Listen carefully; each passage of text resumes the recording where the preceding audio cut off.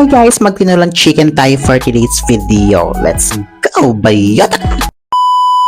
So hi, hello mga Tex, welcome back to my channel. It's me, Jenny Pascua, and for today's episode bayot is tamis kong magluto ng tinolang manok bayot dahil may sabaw. Dahil gusto kong humigop ng sabaw for today's video, bayot!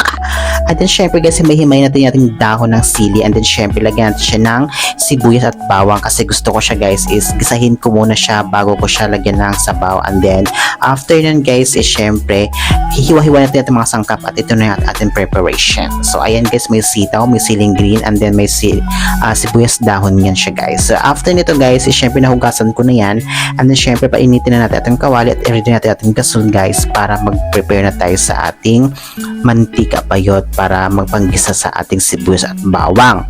So syempre guys, na ganyan sa pagluto-luto nito ay pagkailangan natin ng gisahin natin yung ating maayos ating bawang guys para mag ano yung ating aroma nito. And dyan sa ating bawang bayot, syempre gigisahin din natin siya ng pangmayamang bayot. So ayan guys, ilulunudan natin yung ating chicken dyan.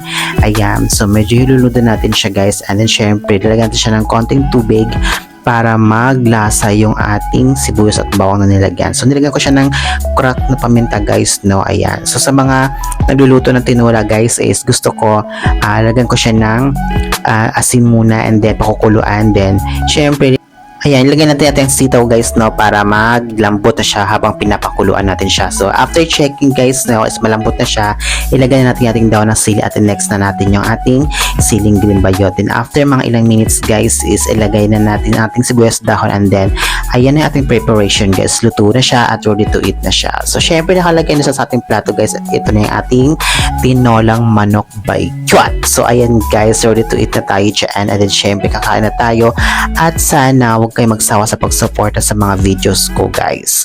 So sana guys, panoorin nyo ang video ko hanggang dulo, at syempre sa bago ang lahat, huwag yung kalimutang i-like at i-subscribe ang ating YouTube channel at ang ating Jenny Pascua, and syempre don't forget to share and react my videos guys, and I hope na mag-enjoy kayo at huwag kayo magsawa sa pag-support sa akin. So hanggang dito na lang guys, and ayan, so happy evening sa inyong lahat guys, and thank you for watching and goodbye.